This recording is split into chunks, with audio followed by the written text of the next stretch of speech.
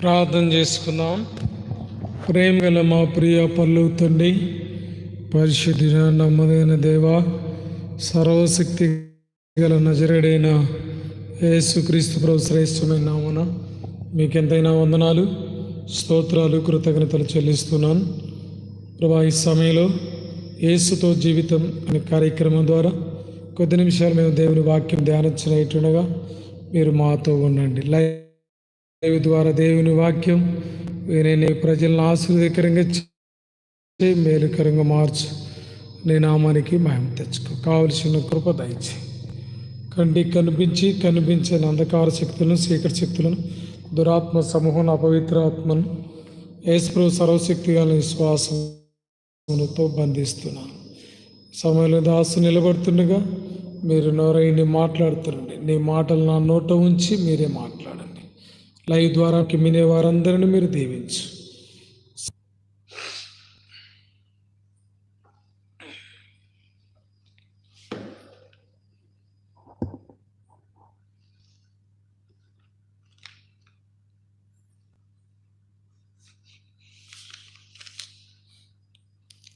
పాడు సంఖ్య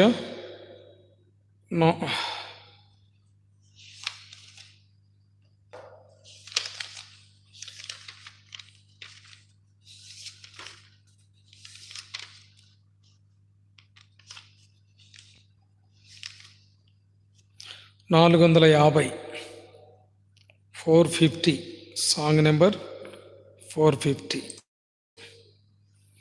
నిర్మింపబడితిమి మనము దైవగృహముగా, నిర్మింపబడితిమి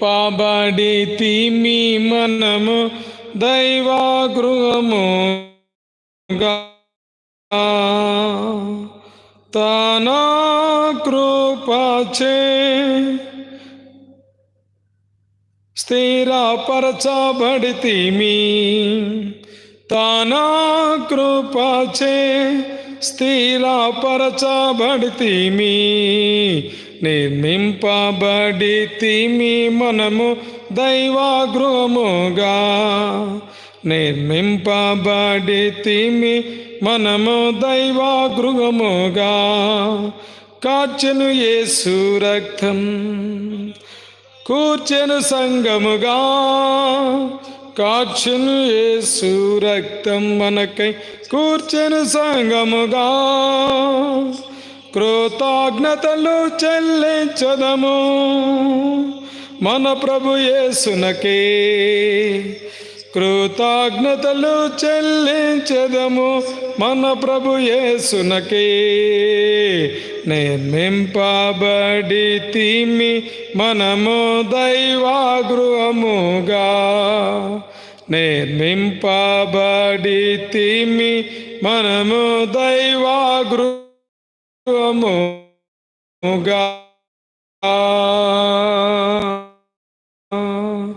పరిశుద్ధుల సహవాసమునిచ్చి పరలోకమునిచ్చే,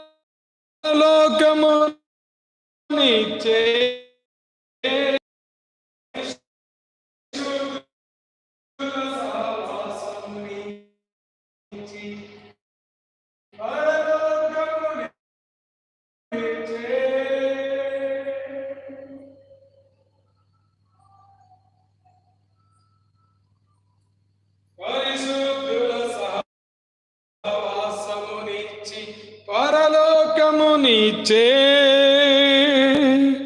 పూజనీయుని పూజ సారా మనము నిర్మగృహముగా, నిర్మింపబడితిమి మనము దైవగృహముగా. పరదేశులమయ్యున్న మనల తన ఇంటికి చేర్చే, పరదేశులమయ్యున్న మనల తన ఇంటికి చేర్చే. పాలకుని ప్రాపుగా ప్రస్తుతింతుము, రక్తపాతిమి మనము దైవగృహముగా, నిర్మింపవముగా. తన సేవకు పిలిచే తన కార్యమును మనలో చేసి తన వీధిరగ స్తుతులార్పింతుము వినయముగా మనము. తని వీధిరగ స్తుతులార్పింతుము వినయముగా మనము. నింపబడితే మేము దైవగృహముగా నిర్మింపబడితిమి మనము దైవగృహముగా. సంగంబునకు శిరసయ్యున్న శ్రీ యేసు ప్రభునే, సంగంబునకు శిరసయ్యున్న శ్రీ యేసు ప్రభునే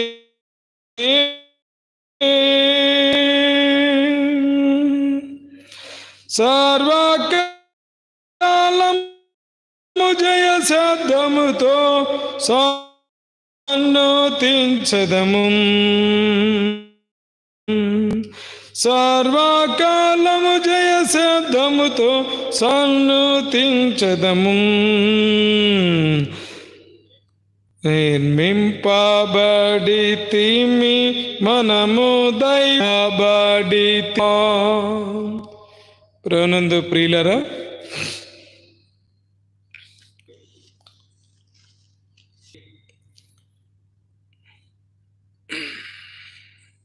ఆదికాండం 18వ అధ్యాయం 1 నుండి కొన్ని వచనాలు. నిన్నటి దినం 2 వచనాలు మనం ధ్యానం చేసుకుంటూ వచ్చాం. ఈ దినం 3 నుంచి, ప్రభువా నీ కటాక్షం నా మీద నున్న ఎడల ఇప్పుడు నీ దాసుని దాటిపోవద్దు. నేను కొంచెం నీళ్లు తెప్పించదను. దయచేసి కాళ్ళు కడుక్కొని ఈ చెట్టు కింద అలసట తీర్చుకొనుడి. కొంచెం ఆహారం తెప్పించదను. మీ ప్రాణములను బలపరుచుకొనుడి. తర్వాత మీరు వెళ్ళవచ్చు. ఎందు నిమిత్తమే కదా నీ దాసునింటికి వచ్చేదరు. వారు నీవు చెప్పినట్టు చేయమనగా అబ్రహాము గుడారములో ఉన్న శారా యొద్దకు త్వరగా వెళ్ళి నీవు త్వరపడి 3 మానికల మెత్తని పిండి తెచ్చి పిసికి రొట్టెలు చేయమని చెప్పాను. మరియు అబ్రహాం పశువుల మందకు పరుగెత్తి ఒక మంచి లేత దూడను తెచ్చి ఒక పనివానికి అప్పగించాడు. వాడు దాన్ని త్వరగా సిద్ధపరిచాడు. తర్వాత అతడు వెన్నను పాలను సిద్ధం చేయించిన దూడను తెచ్చి వారి ఎదుట పెట్టి వారు భోజనం చేయుచుండగా వారి యొద్ద ఆ చెట్టు కింద నిలుచుండెను. 8 వచనాలు మనం చదివాము. ఇక్కడ అబ్రహాం ఇంటికి దేవుడు ఆ ముగ్గురిని అబ్రహాం తన ఇంటికి తీసుకొచ్చాడు. తన ఇంటికి తీసుకొచ్చి, ఎందుకంటే అబ్రహాం ఆశ అక్కర తీర్చబడాలి.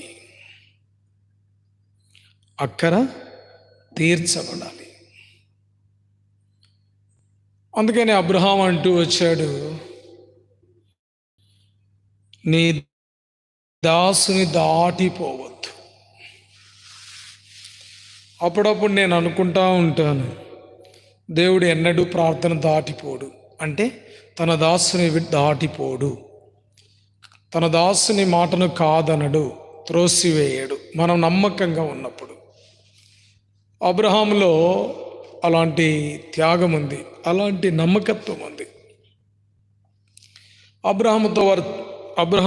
అబ్రహాము వారిని చూసి పరుగెత్తి నేల మట్టుకు వంగి, ఇప్పుడు ఆయన ఏమంటున్నాడంటే, నీ కటాక్షం నా మీద ఉన్న ఎడల ఇప్పుడు నీ దాసుని దాటిపోవద్దు. 1. రెండోది ఏమంటున్నాడంటే, నేను కొంచెం నీళ్లు తెప్పించదను. 3వది ఏమంటున్నాడంటే, కాళ్ళు కడుక్కొని మీ కాళ్ళు శుభ్రం చేసుకోండి అంటున్నాడు. 4వది ఏమంటున్నాడంటే, ఆ సింధూర వృక్షము కింద అలసట తీర్చుకొనుడి. తర్వాత 5వదిగా కొంచెం ఆహారం తెప్పించడం. 6వది అంటున్నాడు మీ ప్రాణములు బలపరుచుకొనుడి. 7వది అంటున్నాడు తర్వాత మీరు వెళ్ళవచ్చును, ఇంటి నిమిత్తమే కదా మీ దాసుని యొద్దకు వచ్చి తెరాను. 7 సందర్భాలు వారితో అబ్రహాం వివరించాడు. 1, అబ్రహాము ఇంటిని దాటిపోకూడదు. ఎంత ఆశ యేసయ్య. అందుకనే gospel according to Luke chapter 24, లూకా రాసిన సువార్త 24వ అధ్యాయంలో ఆ ఎమ్మాయి అనే గ్రామానికి వెళ్ళేవారు యేసు ప్రభును తమ ఇంటికి రమ్మని బలవంతం చేశారు. మీరు దాటిపోవద్దు. ప్రొద్దుగుంకనది 24 చాప్టర్ 24 వర్స్ 30, 29, 30. లూకా రాసిన సువార్త 24, 29, 30 వచనాల్లో సాయంకాలం కావచ్చినది, పొద్దుగుంకినది, మాతో కూడా ఉండుమని చెప్పి ఆయన బలవంతం చేసిరి గనుక ఆయన వారితో కూడా ఉండుటకు లోపలికి వెళ్ళెను. వారితో కూడా, అబ్రహాముతో కూడా ఉండుటకు ఆ సింధూర వనములోనికి వచ్చాడు. తన ఇంటికి వచ్చినటువంటి వారికి అబ్రహాము ఆతిథ్యము చేశాడు. ఎలా రిక్వెస్ట్, ఎలా ప్రాధేయపడుతున్నాడు, కొంచెము నీళ్లు తెప్పించదను. ఎన్ని ఉన్నాయో, 3 వ్యక్తులకు ఎంత నీళ్ళు అవసరం. ఎండవేళ వచ్చారు వారు. ఏ వేళ వచ్చారు? ఎండవేళ. కనీసం 3 చెంబులైన నీళ్ళు అవసరం. ఈ రోజుల్లో 3 బాటిల్స్ అయినా అవసరం. నీళ్లు తెప్పించేదను అంటున్నాడు వారి దాహము తీర్చుటకు. తర్వాత వారు 3 కాళ్ళు కడుక్కోవడానికి ఎన్ని నీళ్లు కావాలా చూడండి. కాబట్టి అబ్రహాము ఆతిథ్యములో ఎంత విధేయత చూపిస్తున్నాడో చూడు. 1 నేల మట్టు కొంగాడు. 2వది నన్ను దాటిపోవద్దని గోజారుకున్నాడు, బలవంత పెట్టాడు. 3వది వారిని తన ఇంటికి తీసుకొచ్చాడు. ఇక్కడ కూర్చోండి, నేను కొంచెం నీళ్లు తెప్పించాను. వారి ప్రాణములు తెప్పరిల్లడానికి ఆ ఎండవేళ నీ ఇంటికి వచ్చిన వారికి ఎంత ఆడంబరమో, ఎంత చూడండి, థమ్సప్పులు తేపండి, ఎగ్ పప్పులు తేపండి. ఈ రోజుల్లో ప్రకారంగా చికెన్ మటన్లు తేపండి. మనం తెస్తే కేజీ 2 కేజీలు తెస్తాం. ఆ 3 కొరకు ఒక దూడనల్లా వధించాడు. కొంచెం కొంచెం కొంచెం పరిగే పరుగు, ఆత్మీయ పరుగు నీ జీవితంలో ఉండాలి. అబ్రహాము నేలమట్టు కొంగగలడు. అబ్రహాము వారిని బలవంత పెడతా వస్తున్నాడు. అబ్రహాం వారి కొరకు, వారి దాహము కొరకు ఆ ఎండవేళ ఎండకొచ్చినటువంటి వారి కాళ్ళు చల్లబరచాలి, వారి ప్రాణములు నీరు తాపి తెప్పరిల్ల చేయాలని ఒక ఆలోచనలో ఉంటున్నాడు అబ్రహాం. వారిని పరామర్శించాలన్నటువంటి, దేవుడన్న సంగతి పక్కన పెట్టండి కొద్దిసేపు. చూడండి, వారిని పరామర్శించాలి అని. అవునందు ప్రియ, 3 వ్యక్తులు పోతున్నట్టు కనబడినప్పుడు ఆ వ్యక్తులుగానే వారిని తీసుకొచ్చాడు. తర్వాత దేవుడిగా గుర్తించాడు, దేవదూతలుగా గుర్తించాడు అబ్రహాం. మళ్ళీ శారా దగ్గరికి వచ్చాడు. నువ్వు త్వరగా రొట్టెలు చేయి అంటున్నాడు. అర్థమైందండి? ఎంత ఎంత ఎంత రొట్టెలు? 3 మానికల పిండి. దీనిలో ఒక మానిక అంటే ఒక 10.5 చూడ, 2 కిలోల పైన. అలాంటిది 3, 6 కిలోల పైన. చూసినారా? పిసికి రొట్టెలు, 90 ఏళ్ళ శారా. కాబట్టి అబ్రహాము శారాకు అప్పగించాడు. మళ్ళీ మందలోనికి పరిగెత్తాడు, దొడ్డిలోనికి దూడను తీసుకొచ్చాడు, దాన్ని సిద్ధం చేయించాడు. ఒక దూడను వధించి, ఒక దూడ మాంసం ఉడకడానికి ఎంత టైం పడుతుంది? అంతసేపు అబ్రహాముతో వారు సంభాషించారు ఆ చెట్టు కింద. అంతసేపు అవన్నీ సిద్ధమయ్యేదాకా అబ్రహాం వారితో స్నేహం చేస్తూ ఉన్నాడు. వారు ఎక్కడి నుంచి వచ్చారో తెలుసుకున్నాడు, వారు ఎవరో తెలుసుకున్నాడు, వారు ఎవరో గుర్తించాడు అబ్రహాం. ఆ పరలోకపు దేవుని యొక్క అనుభవాలు ఆయన తెలుసుకున్నాడు. వారికి కలగబోయే సంతానము గురించి తెలిసాడు.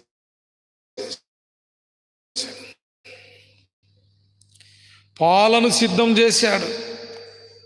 అర్థమైందండి? వెన్నను పాలను అర్థందా సిద్ధం చేశాడు. ఎంత ఆ ఎండవేళ పాలు ఎక్కడి నుంచి వచ్చాయి? వెన్నంటే వస్తాయి.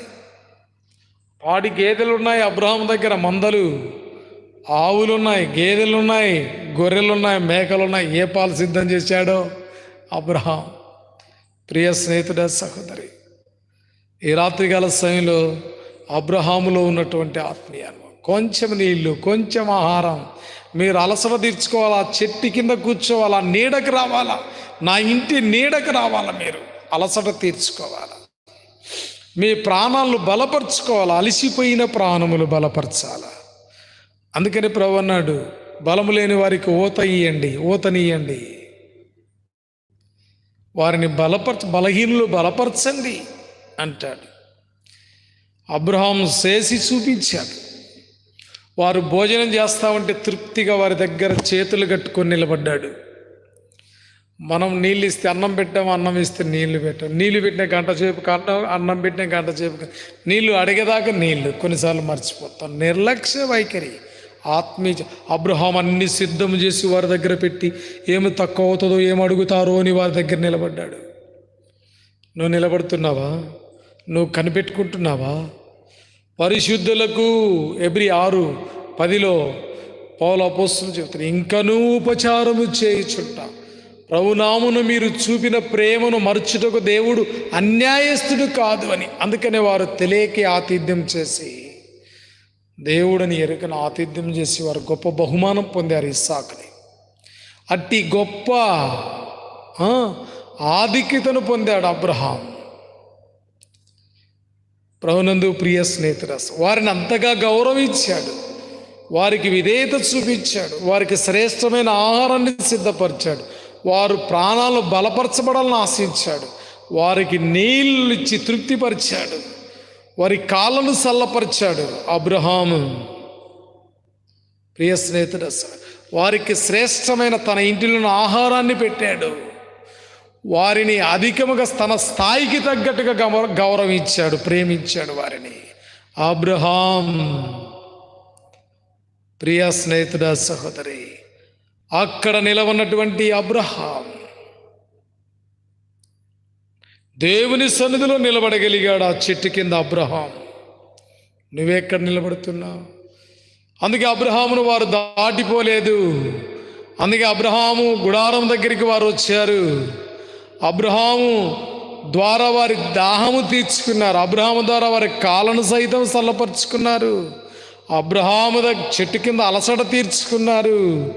అబ్రహాము ఇంటిలో భోజనం చేశారు. వారు అబ్రహాము యొక్క ఆతిథ్యాన్ని స్వీకరించారు. అబ్రహాములో ఉన్నటువంటి ఆత్మీయ ఆ స్థితిగతులను వారు గమనించారు. అబ్రహాములో ఉన్నటువంటి ఆత్మీయ పరుగును వారు గమనించారు. అందుకే అబ్రహాంను ఆశీర్వదిస్తున్నారు.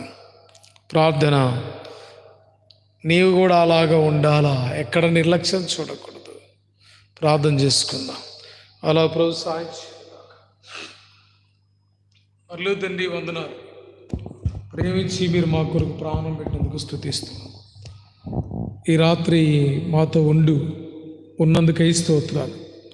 యేసుతో జీవితం అనే కార్యక్రమం ద్వారా మీరు కొద్ది నిమిషాలు మాతో మాట్లాడుతూ వచ్చినందుకు వందనాలు. మీరు ఇచ్చిన ఛానల్ని బట్టి, మీరు ఇచ్చినటువంటి సబ్స్క్రైబ్స్, వ్యూస్ని బట్టి వందనాలు. వాచ్ టైంను బట్టి స్తోత్రాలు. సబ్స్క్రైబర్స్ను, వాక్యాన్ని తండ్రి చూడగలుగుతున్న ఆన్లైన్ సర్వీస్ని బిడ్డలందరిని బట్టి వందనాలు. స్థానిక సంఘం మీ దాసుని కుటుంబాన్ని బట్టి స్తోత్రాలు. బ్లెస్ బెనర్జీ గోమ్స్ మిరాకిల్ని బట్టి స్తోత్రాలు. దాసులను బట్టి స్తోత్రాలు. మీ దాసుని బట్టి వందనాలు. బెరాకను బట్టి స్తోత్రాలు. ఛానల్ బట్టి వందనాలు, నెట్వర్క్ను బట్టి వందనాలు, మొబైల్ బట్టి వందనాలు, స్తోత్రాలు చెల్లిస్తూ అనుదినం ఇలాగ మీరు కృప చూపిస్తున్నదికై స్తుతిస్తూ యేసు సర్వశక్తి గల నామమున స్తుతించి ప్రాంచకొస్తున్నాం తండ్రి. ఆమేన్. ప్రభువైన యేసుక్రీస్తు వారి కృప, తండ్రి అయిన దేవుని ప్రేమ, పరిశుద్ధాత్మ దేవుని యొక్క అన్యోన్య సహవాసం, లైవ్లో దేవుని వాక్యం వింటున్న వారికి, సబ్స్క్రైబర్స్కి, లైక్ చేసేవారికి, స్థానిక మీ దాసుని కుటుంబానికి, ప్లస్ బెనర్జీ గోమ్స్ యాపులకి, స్థానిక సంఘానికి ఇప్పుడు ఎల్లప్పుడూ సదాకాలం తోడై నడిపించి కాపాడును గాక. ఆమేన్.